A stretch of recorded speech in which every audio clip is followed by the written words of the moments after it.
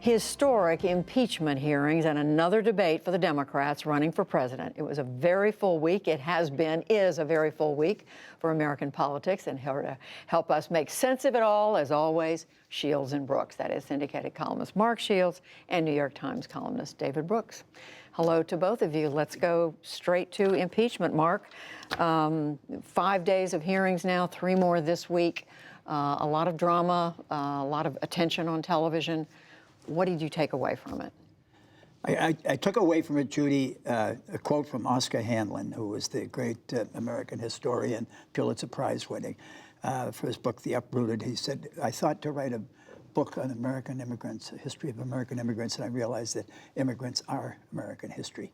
That point was driven home so forcefully. It was Ambassador Ivanovich, it was Colonel Vindman, it was Fiona Hill. These are people who are Americans by choice, not by accident like you and I.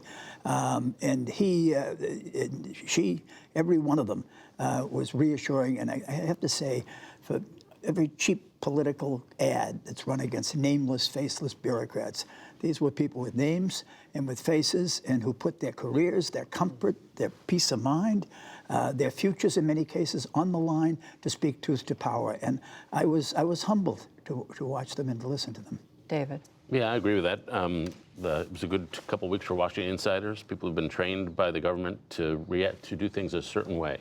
And that way there's a right way and there's a wrong way. And most of the people who've been trained by the Foreign Service understood quickly that this was the wrong way to go about things. This was unethical. I think Donald Trump and Rudy Giuliani, I don't think it ever occurred to them that this was unethical.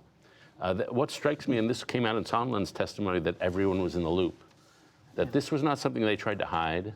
This is just something they thought was the way politics gets done or foreign policy gets done. There's no division between personal gain and public service. And so I think that's the big takeaway for me out of these weeks is that when this started, you could have thought, oh, it was Trump just rambling on a phone call because we had that transcript, if you remember. Right. But now it's clear that everybody knew, and some people reacted with shock and horror, and some people said, well, this is just the crazy stuff we got to tolerate working for Donald Trump. Is the case, Mark, now made stronger that the Democrats have been trying to make, that they say is a slam dunk, that the president tried to get the president of Ukraine to investigate Joe Biden and his son? In other words, to do the president a favor, political favor. Yes, I think it is. I think Ambassador Sondland was probably the least impressive but the most damaging of all the witnesses. I mean, he was going to go down, he was going to say, as David put it, in the loop were Secretary Pompeo. In the loop was Chief of Staff Mulvaney. In the loop was Ambassador Bolton, who, interestingly enough, we're going to find out if he has the same courage of his convictions, the same backbone as Fiona Hill, who worked for him, did, or his $2 million book sale dance bought his silence. I'd be interested to see if he's going to come forward and speak truth to power. He tweeted today that he's going to speak at he's got some point, he got his Twitter back, is what I read in his tweets today, and I'm just really reassured by that. But so I really think that the case is strong. What I have underestimated, I think David was right, is the fear that Donald Trump exercises over Republicans. I mean, people talked about Lyndon Johnson being a fearsome political leader. They don't even approach. I mean, he strikes fear into the hearts of Republicans up and down the line. And I think that to me has been eye-opening in its dimensions.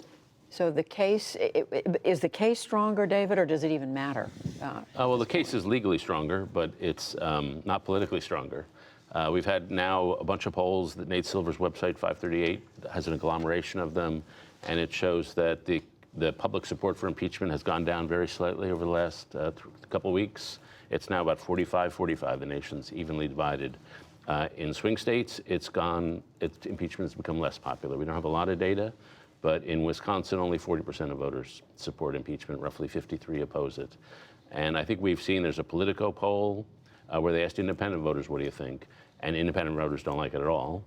And by 61-23, they think that's the sort of thing that's more of interest to media people than it is to me. And so I think everybody knows he's guilty. They just don't think this is the issue that affects my life, and why are they talking about all this stuff?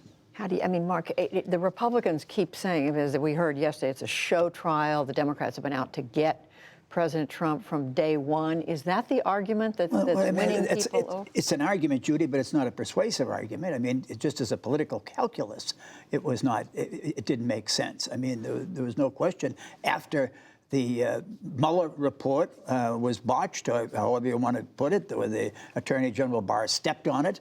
Donald Trump felt liberated, liberated enough to make that phone call. And the reality is that there wasn't a Democrat who was not under indictment or detox who was thinking in terms of impeachment at that point. It wasn't until the news of this came out and it became so obvious. I mean, not to act was an action itself that Democrats or anybody else in Congress or in America would have to answer for. I mean, if this is modus operandi acceptable for an American president to do this, to extort basically another country that is dependent upon us to get information, unflattering, unhelpful, damaging information on the president's political opponent, and that's what, okay, acceptable, look the other way.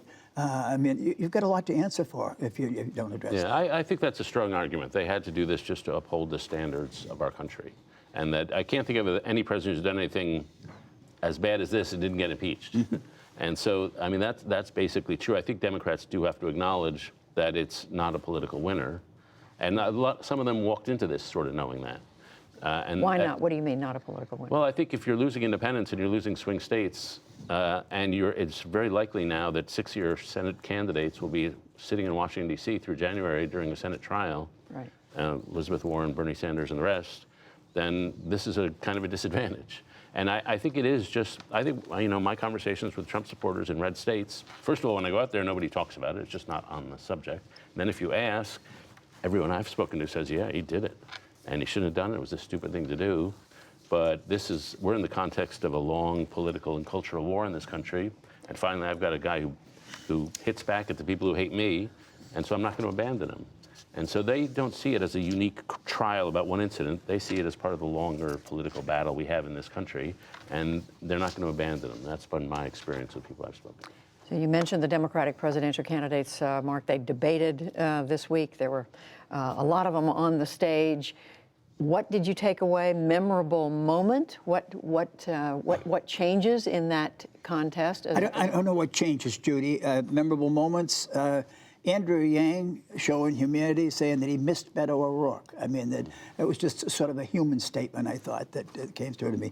Best line of the night was Amy Klobuchar's by far, when they asked questions that she had suggested that Pete Buttigieg, if he had won a woman with his credentials, would not be a plausible candidate. And she said, anybody who doesn't think a woman can beat Donald Trump, Nancy Pelosi does it every day. I thought, I thought that I didn't think there was a game changer. I thought Joe Biden had an uneven night. Obviously, his stumble on claiming to have the only African-American woman ever elected to the Senate, Carol Moseley Braun, as his endorser, while when he was standing Kamala a few Harris feet away. is there on the stage as the second African-American woman, who was obviously not endorsed Joe Biden, was a little bit of a stumble. Yeah, I thought they all did well.